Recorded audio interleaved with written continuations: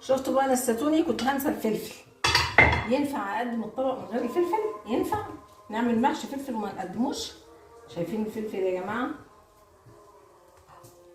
انا اسفه، الجو بتاع السخن مولع.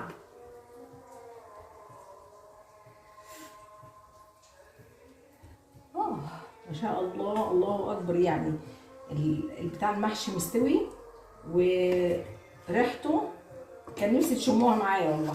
بس يلا بقى، عموما لما نبقى حاجه كبيره كده زي ما وعدتكم هنعمل مطعم ونعزم كل حبايبنا فيه. عايزين اللايك والشير والكومنت. الكلمه الحلوه يا جماعه ابرك من مليون كلمه وحشه. تمام؟ الكلمه الحلوه فيها جبر خاطر، فيها كل حاجه حلوه. تمام؟ يلا وتعالوا كلوا معانا. ايه رايكم يا جماعه؟ ما شاء الله ما شاء الله ما شاء الله. بألف هنا اللي هياكل. وعلى رأي واحد يعني مني حبيبي، يعني دايما يقول لي انت اسمك كيداهم، من غير ما اعمل حاجه يقول لي انت كيداهم، مع ان انا لا بكيد حد والله ولا بفرس حد ولا ليا دعوه بحد. بس اهو اعمل ايه من غير ما اعمل حاجه وكيداهم؟ امال بقى لما نعمل. يلا يا جماعه، عايزين الكلمه الحلوه واللايك والشير. السلام عليكم ورحمه الله وبركاته. ازيكم حبايب قلبي؟ عاملين ايه؟ يا رب تكونوا بخير. احنا النهارده هنعمل محشي كرنب. محشي كرنب معروف في كل الدنيا، بس الطعم بيختلف من بلد لبلد والطريقه بتختلف من بلد لبلد. في مقوله بتقول لك لولا اختلاف الاذواق لبارت السلع، ماشي؟ ولولا اختلفت الاكلات لجاعت الناس يعني. فهو المحشي محشي معروف مثلا حتى في مصر نفسها، في الغربيه بطريقه، في الشرقيه بطريقه. يعني قليل قوي لما نلاقي مناطق بتتفق على طريقه واحده. تمام؟ معنى كلامي ان الاختلاف ما يفسدش من طعم الحاجه، ما يفسدش من ان احنا ناكل ونشبع ونحمد ربنا. معنى الكلام ان اختلاف الراي لا يفسد الود قضيه. دي حاجه. تاني حاجه، الناس اللي بتخش بايميلات مستعاره علشان تجرح ناس، اذا كنت فاكر ان انت بتدرع عن عيون الناس بايميل مستعار فانت ربنا شايفك. يعني ربنا سبحانه وتعالى بيقول لك ان انت هيجي عليك يوم هتشهد عليك ايديك ورجليك وعينيك وجلدك وكل حاجه. فاذا كنت اي حد يعمل ايميل مستعار ويخش يهين الناس من غير وجه حق ومن غير بينه، ده يعني ربنا بقى يتولاه برحمته. انا مش هقول اكتر من كده، بس بيقول لك الكلاب تعوي والقافله تسير، وهو ده المنهج اللي انا ماشي عليه وده المبدا اللي انا ماشي عليه. طالما ما بعملش حاجه غلط، اللي يخبط دماغه في حته يخبطها. تمام؟ فهنشوف النهارده هنعمل المحشي يا جماعه بتركات ام ندى، بتركات الغربيه. حتى الغربيه فيها ناس بتختلف من طريقه لاخرى. تمام؟ وده اللي هيوصلنا نختلف لكن هنشبع وناكل والطعم هيبقى مختلف. بس الملفوف ملفوف والمحشي محشي وكرنب كرنب يا جماعه. تمام؟ خليكم معايا. هسلق الكرنبه وهرجع لكم تاني. وعايزه برضو اقول تاني واكد، اللي بيعمل ايميل فيك عشان يخش يهين ناس، افتكر ان ربنا شايفك. اذا كنت انت هتهرب من اللي انت داخل تشتمه ده، او مش عايز اللي انت تشتمه ده يعرفك، ربنا عارفك وشايفك ومطلع عليك. وهتيجي يوم القيامه كده يخلي ايديك تشهد ان انت كتبت كلمه وحشه في حق حد. تمام؟ هنرجع تاني بعد ما اسلق الكرنب وهقول لكم يا جماعه هنعمل ايه. وزي ما انتم عارفين يا بنات يا حلوين يا احسن ناس في الدنيا، ان طول ما انت واقفه في المطبخ البوتاجاز عليه حاجه، ايدك بتعمل حاجه، هتلاقي نفسك بتنجزي. الكرنبه تتسلق ونجهز للمحشي علشان المحشي ما ياخدش مننا وقت. عارفين اليوم اللي ما طلعتلوش شمس الاكله دي دواء. المحشي ده دواء اليوم ده. طبعا النهارده تلج وامبارح كان تلج جدا يعني. تمام؟ فالنهارده بقى المحشي ده لازم ولابد منه. تمام؟ فالاختلاف يا جماعه لا يفسد للود قضيه. الناس العاقله اللي بتتعامل بالمبدا ده، ان انا لما اختلف مع حد ما خصموش وما قبحش وما اشتمش وما هنوش. تمام؟ الناس عايزين نحكم على بعض نروح نعيش عيشه بعض. يعني لو عايزين نحكم على بعض البني ادم ده حلو ولا وحش، غلط ولا ما غلطش ولا الكلام ده، نروح نعيش عيشه بعض. لو عشنا العيشه وقدرنا نستحمل البني ادم ده نستحمله، يبقى نحكم بقى عليه. تمام؟ وبعدين ربنا اللي هيحاسب العباد. تمام؟ فانا اخلاقي وديني وتربيتي ما بتخلينيش ان انا ارد على حد. برد بشغلي، برد بادبي، برد باحترامي، وهو ده مبدئي في الحياه. زي ما انتم شايفين هضرب الطماطم وقشرت البصل عشان التقليه، وهرجع لكم تاني واروح اقلب الكرنب. خليكم معايا. ورجعنا لكم تاني. سلقت الكرنب اهو زي ما انتم شايفين يا جماعه، بيطلع بخار اهوت علشان لسه متشال من على البوتاجاز. هسيبه بقى يبرد شويه علشان اقطعه. طبعا زي ما انا بقول لكم، انا طول ما انا واقفه بعمل حاجه لازم اعمل حاجه كمان. ضربت الطماطم وخرطت البصل، هروح جايه بقى ايه مولعه على السمنه والزيت ومقليه التقليه، واكمل كلام معاكم. انتظروني. ورجعت لكم تاني يا جماعه. حطيت السمنه والزيت اهوت في الحله علشان اقلل البصله واحط الايه الطماطم.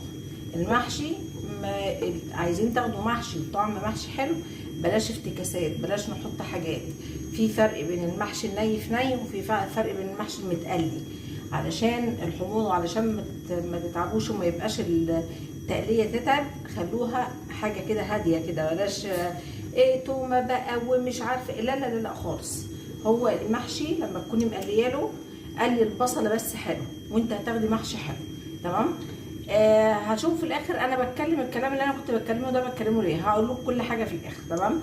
اللي انا بتكلم فيه يا جماعه ان البني ادم مبدأه في الدين، لا ضرر ولا ضرار. يعني ايه لا ضرر ولا ضرار؟ يعني لا ضر حد ولا ضر نفسي. لو عملت المعادله دي يبقى انا صح، يبقى انا ماشيه على منهج صح. الدين بيقول لك لا ضرر ولا ضرار. هل انا دلوقتي لما انا طالعه بعمل فيديو وبعمل اكل، الناس كلها بتعرف تعمل اكل، انا طالعه اقدم محتوى، ربنا كرم والمشاهدات زادت والدنيا بقت فل، خلاص ربنا يكرم. ما كده خلاص انا بحاول ان انا انجح في شيء، ان انا بعمل شيء انا حباه. انا بحب المطبخ وبحب اطبخ والكلام اللي انا بتكلم فيه. ان الناس اللي تخش بدل ما تعمل لي ايميل فيك وشايفه مني حاجه غلط، خشي كلميني على الخاص. ده لو انت بقى مؤمنه حق ايمان، يعني انت شايفه ان منى غلط او في حاجه غلط، خشي كلميها على الخاص وقولي يا منى لا ما ينفعش كذا كذا كذا. الاسلام بيقول لك كده. الاسلام ما قالكيش اعملي ايميل فيك وخشي سبي الناس واشتمي الناس وهيني الناس. تمام. ده لا شرع ولا دين ولا رحمه ولا انسانيه بالمره. عامه انا من انا الزعلانه، انا برد بالادب وبالذوق وبالاحترام، علشان انا يمكن انا ما عملتش فيديو امبارح علشان اعرف اجهز نفسي للرد. تمام. ردي هو ان انا انجح، ردي ان انا بقول يا رب، ردي ان انا بقول يا رب خليك جنبي، ما تحوجنيش لحد، فرحني باولادي، وبدأ للناس كلها ربنا يفرحهم باولادهم. فان الناس اللي تخش تعمل ايميلات فيك عشان يضروا ناس، انت بتشيل على قلبك ذنوب ملها اول ولا اخر. فاتقوا يوما ترجعون فيه الى الله. تمام. دلوقتي السمنه سخنت اهي يا جماعه. هحط البصله. اهم حاجه ان السمنه والزيت يسخنوا. تمام.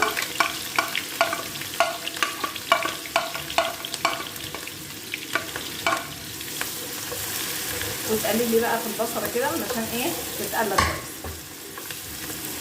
فالمفروض ان الضرر لو انا يعني مثلا كل حاجه في الدنيا لها سلاح ذو حدين. السكينه دي اهي بقطع بيها خضار، وبقطع بيها حته فاكهه اكلها، وبجهز بيها اكل لاولادي وجوزي، وهي نفس السكينه ممكن اموت بيها بني ادم.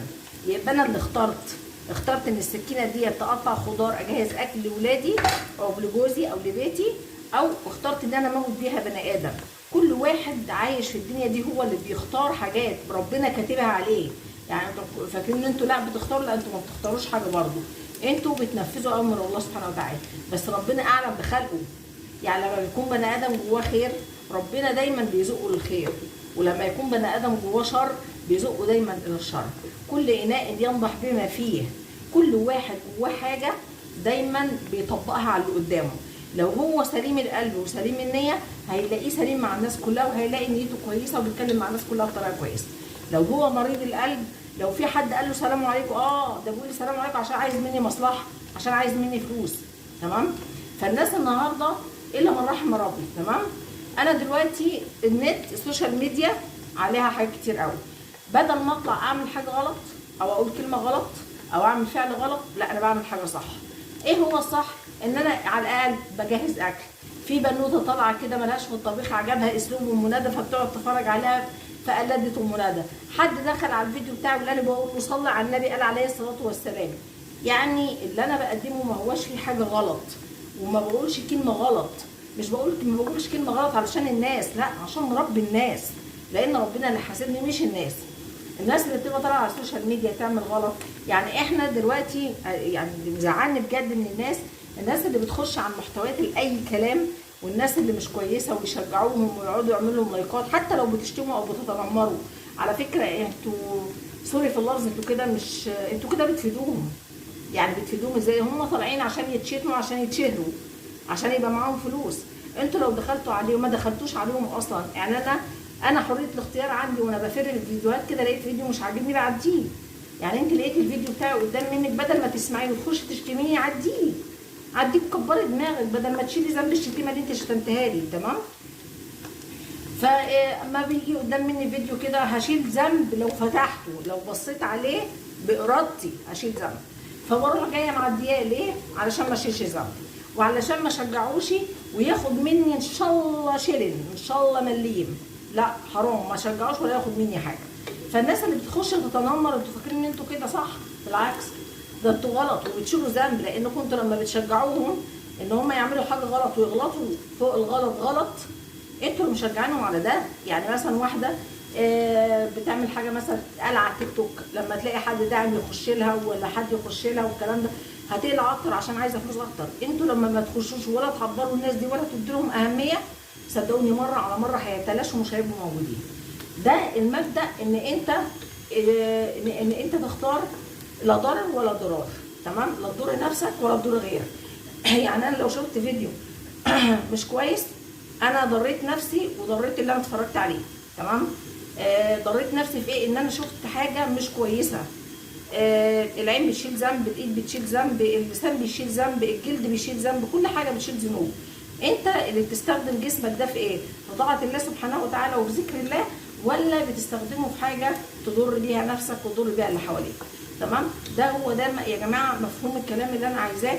الكل طبعا بيبقى عارف يعمل المحشي، وانتوا كلكم اساتذه وكلكم على راسي وكلكم احسن الناس، وكل ست بيت شاطره في بيتها. اللي يقول ان انا احسن من حد، محدش احسن من حد. كل واحده في بيتها شاطره، كل واحده في بيتها هي عند جوزها وعند عيالها احسن واحده في احسن ست في الدنيا. تمام؟ اللي يقول ان هو احسن من فلانه، لا لا لا لا خالص. المبدا ده لو نتعامل بيه، المبدا ده غلط. المبدا ده في حد ذاته بيضيع تمام؟ احنا كل واحد كويس في مكانته، كل واحد ناجح في بيته، كل واحد، بس ننجح نفسنا وننجح بعضنا. تمام؟ فما تزعلوش من الكلام بتاعي، بس انا يعني والله انا صارت عليا نفسي لما واحده تخش لي على فيديو وتعلق كومنتات ملهاش 33 لازمه. انت عشتي ولا تعرفيني ولا كنت عايشه معايا؟ خليكم معايا، البصله اتقلت اهي، ما بخليها كده ماشي، ما تتحرقش، اللي هي كانت تتقلى كده يا جماعه. تمام؟ واحط بقى الايه؟ الطماطم.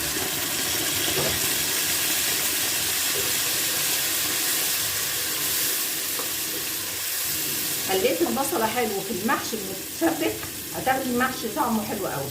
ماشي؟ خليكم معايا وارجع لكم تاني. طبعا التقليه بتتسبك اهي، فبهدي عليها النار سنه. ماشي؟ على ما اقطع الخضره، على ما اجهز الرز، على ما اقطع ورق الكرنب. المهم ان انت طول ما انت واقفه حاجه على البوتاجاز بايديكي بتعمل حاجه هتخلصي بسرعه. لو بتعملي اكل هتنجزي، مش هتذنبي ولادك وبيتك جنب منك. انا دايما كده، حاجه على البوتاجاز ايديا بتعمل حاجه، لازم ان انا ايه؟ اظبط الدنيا كده. خليكم معايا وهرجع لكم تاني. زي ما انتم شايفين يا حبايب قلبي، التسبيكه اهيت، التقليه اتسبكت اهيت، وبخرط الخضره. تمام؟ والرز هغسله وهقعد احشي. هو ده المحشي خلص والدنيا بقت تمام. ووطي العين. تمام؟ ووطي الحله، عشان اللي بيطلع ويتنطر ده حلاوه الصلصه، ما تسيبوش يبقبق بره كده. تمام؟ ف اللي دخلت والله يعني انا الكل بيقول لي بلاش تخشي والكلام ده وتكلمي. قلت لهم يا جماعه انا ما هشتم ولا هرد ولا اي حاجه، انا برد بالمنطق. انت فاكره ان انت لما تضربيني يبقى بتاذيني؟ لا، باذيه لاذيه الكلام، باذيه لاذيه اللسان. وبعدين طوبى لمن اهدى الي حسناته. انت اديتيني حسناتك، يعني انا بشكرك عليها. يعني مهما بقى تعملي، كل اللي انت قلتيه واللي بتتكلميه عليا هيفضل معاكي الى قيام الساعه. وانا اللي انا بعمله هيفضل معايا كمثال. احنا ليه فاكرين ان احنا استغفر الله العظيم ربنا؟ يعني اللي دخلت ثبتني واتكلمت والكلام ده. طب انتي تعرفيني كويس ماشي، لا انت ما تعرفينيش كويس، انت عايزه تطلعيني وحشه عشان مش عارفه تبقي زيي. انت مش عارفه تبقي زيي وطلعت فيا كلام ما هوش له اساس من الصحه، لان الحمد لله بفضل الله انا مش كده تمام. فانت عشان مش عارفه تعملي زيي فقلتي الكلام ده. وبعدين لما انت تتكلمي وتخوضي في العرض، دوري بقى على نفسك، لان مفيش بني ادم بيبتلي حد بشيء الا لما يكون العيب ده عنده، فاهمه؟ فانا ما لا هرد عليكي ولا هشتمك ولا اقول لك اي حاجه، انا بس هقول لك دوري في اخلاقياتك، دوري في دينك، دوري في نفسك، علشان خاطر ما تشيليش ذنب حد، تمام؟ وعشان هيقعد ولادك فيما بعد، الكلمه اللي هتقوليها هتقعد ولادك سواء عندك بنات او صبيان، هيقعد لك، تمام؟ ما تفتكريش ان ربنا بيعديها او لا انت قلتي خلاص لا اوكي، لا لا خالص. لازم كل كلمه هتتقال هتتردلك في نفسك، في ولادك، في حبايبك. فبلاش، حافظوا على لسانكم، لسانك حصانك، ان صنت صانك ونهنت هانك، تمام؟ خليكم معايا يا جماعه، هرجع لكم بعد ما التقليه تسبك وانا بحشي عشان نكمل الكلام.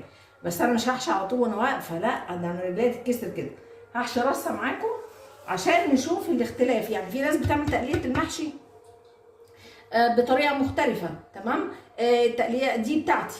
في واحده تانية بتحط تومه، في واحده تانية بتحط انا اوقات بحط قرن شطه حامي، تمام؟ بس انا ما حبيتش قرن الشطه الحاميه دلوقتي. فانا ايه زي ما انتم شايفين يا جماعه اهي تقليه بسم الله ما شاء الله، تمام؟ كل واحد له طريقه. الاختلاف بقى يؤدي ان احنا لا انا عايزاه ما كانش زي بتاع فلانه يبقى مش هناكله، يبقى احنا كده مش هناكل. كل واحد يرضى باللي هو بيعمله، ولولا اختلاف الاذواق لبارت السلع زي ما قلت. خليكم معايا هرجع لكم تاني. معلش يا جماعه انا كنت فاكره بصور نسيت وحطيت التوابل ما صورتش.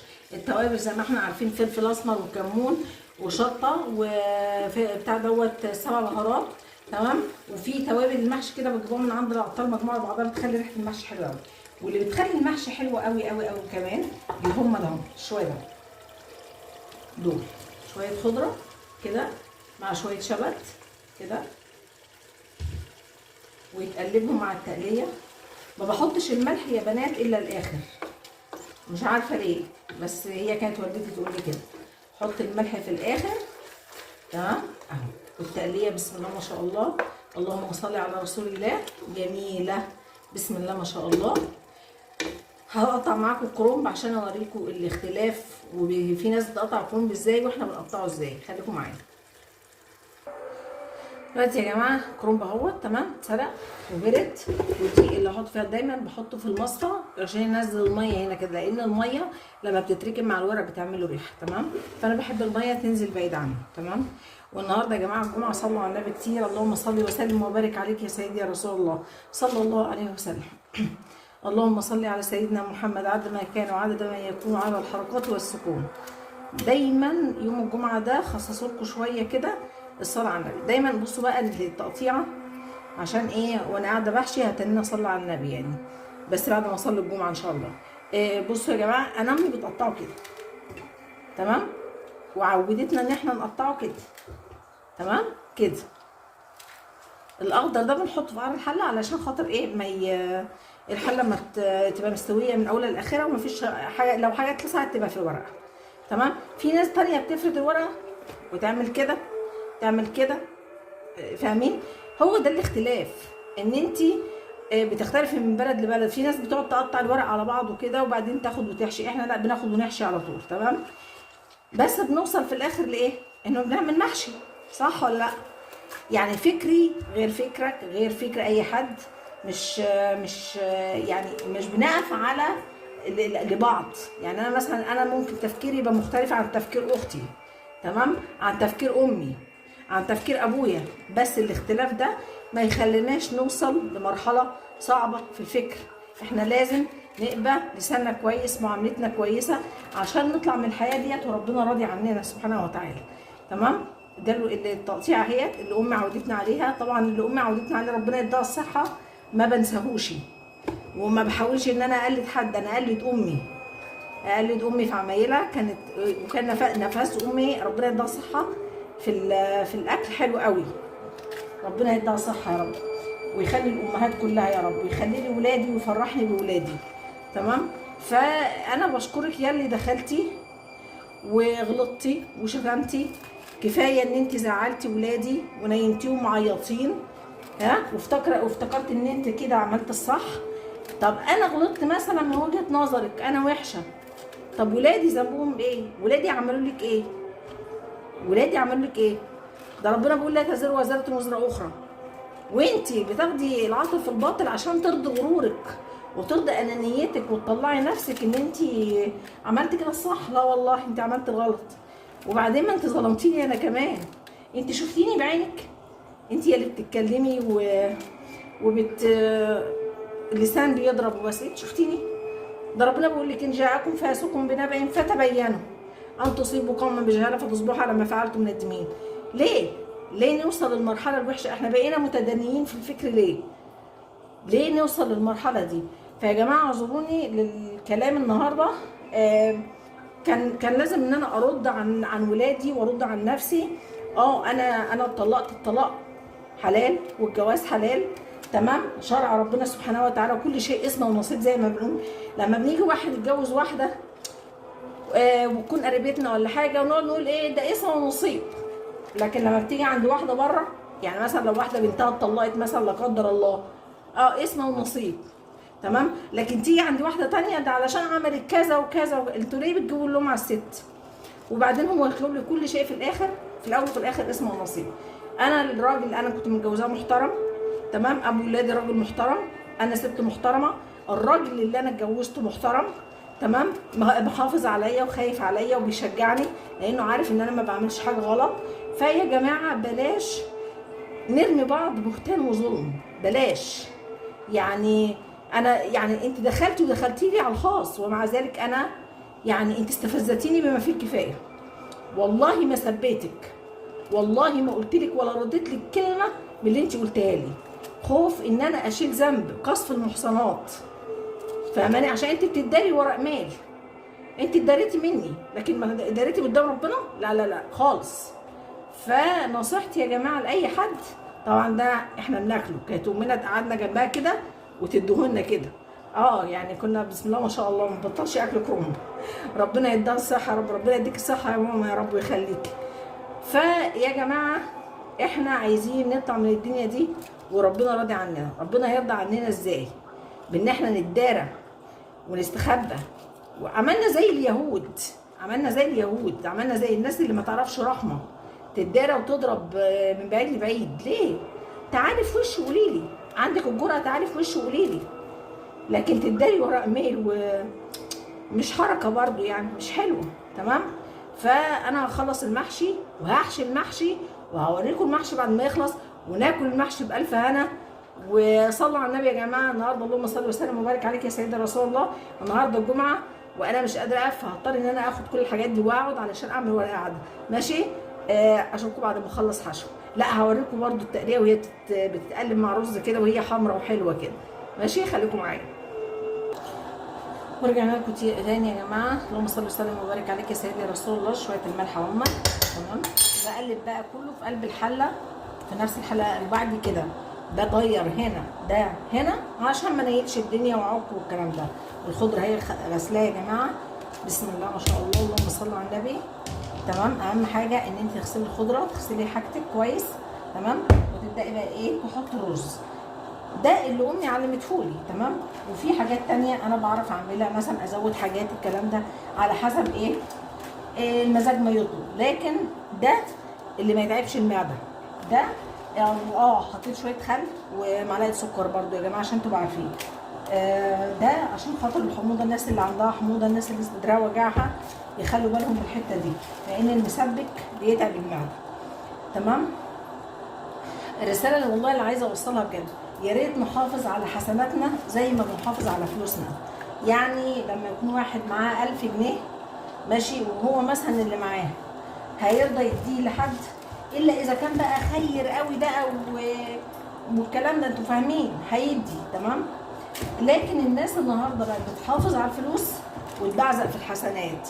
ازاي بقى؟ في سب فلانه، في كلمه عن علان، في حسد فلان، في النق على علان. فاهمين؟ هو ده اللي بيضيع الحسنات. ماشي يا جماعه؟ حافظوا على حسناتكم بالله عليكم، حافظوا على الحسنات.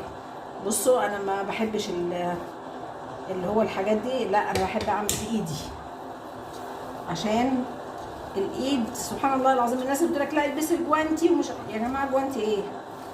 جوانتي ايه؟ اهم حاجه تكوني غاسله ايديكي، غاسله حاجتك، غاسله رز، غاسله كل حاجه، كل حاجه طالما نظيفه خلاص. وبعدين ايديكي ديت هي اللي ربت ولادك. ايدين امهاتنا زمان كانوا من غير جوانتيات والكلام ده، وربوا رجاله وربوا عائلات محترمه وناس محترمه. سيبونا من الشكليات اللي هتودينا في داهيه، الشكليات اللي احنا خدناها علشان خاطر الديكوريشن والمناظر والاجتماعيات البتاع دوت البرستيج والحوارات دي كلها فكسانه ولا لها لازمه. خليكم بطبيعتكم، خليكم بالفطره اللي ربنا خلقكم عليها. صراحه هتبقوا حلوين قوي. يعني انا دايما الفطره احسن حاجه، ما بحبش التكليف، انا بحب اكون على طبيعتي وهفضل كده. هي بتقول انت فاكره نفسك مثقفه، انت مش مثقفه. انا ما طلعتلكيش وقلت لك انا عندي كليه او واخده كليه، انا قلت لكم يا جماعه ان انا واخده دبلوم. الثقافه دي انا خدتها من قران ربنا، من كتاب ربنا، من ديني. الواحد لو عايز يتثقف يقرا القران كتير هيلاقي نفسه مثقف، مش بالشهايد يا جماعه. ياما في ناس معاها شهايد وخريجين ازهر وخريجين كليات عليا، بس والله ما يعرفوا اي حاجه، ولا يعرفوا يعني ايه كلمه طيبه ولا اي حاجه. ودي التقليه يا جماعه. وهروح احشي وارجع لكم تاني. وبكده يا جماعه يا حبايب قلبي خلصنا المحشي. اعلق عليه طبعا الوش بتاع الفلفل ده انا ما برموش. ليه؟ حطوه على وش المحشي الفلفل كده، لان كنت لو حطيت الفلفل فوق على الوش كده هينزل رز والكلام ده، وانا بحب الايه المحشي مش كله رز كده، لا بحبه ناشف كده. زي ما انتم شايفين حشينا الفلفل. هنعلق على المحشي وهرجع لكم تاني بعد ما اسويه وتشوفوا بقى ايه المحشي منادى طعمه ندى. وربنا يبارك في حضراتكم يا رب، وهرجع لكم تاني. السلام عليكم ورحمة الله وبركاته. وجاءت ساعة الحسم يا جماعة. المحشي في الوقت الساقع ده نعمة، ده الدفى بجد. فيلا بينا، يلا بينا. بسم الله الرحمن الرحيم. بسم الله الرحمن الرحيم. شايفين منظر الحلة يا جماعة؟ ايه رأيكم؟ بأمانة بأمانة شكلها عامل ازاي؟ حلوة قوي وتفرح. والله أنا نفسي أوديلها محشي يعني قبل السيئة بالحسنة تمحوها، بس انا معرفش بقى يعني ايه. يلا ها، بسم الله ما شاء الله، اللهم صل على النبي. ايه رايكم يا جماعه؟ تعالوا اتغدوا معانا. تمام، يلا. والسلام عليكم ورحمه الله وبركاته. شفتوا بقى نسيتوني، كنت هنسى الفلفل. ينفع اقدم الطبق من غير الفلفل؟ ينفع نعمل محشي فلفل وما نقدموش؟ شايفين الفلفل يا جماعه؟ انا اسفه الجو بتاع السخن مولع.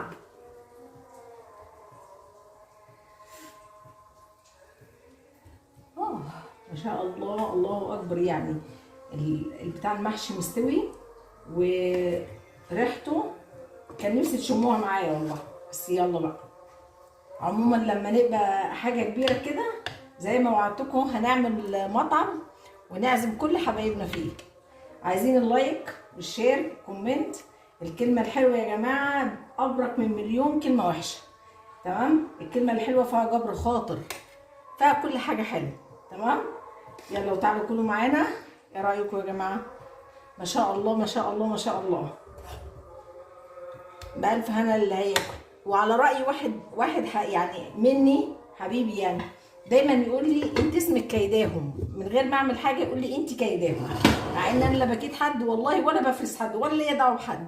بس اهو اعمل ايه من غير ما اعمل حاجه وكيداهم. امال بقى لما نعمل. يلا يا جماعه، عايزين الكلمه الحلوه واللايك والشير.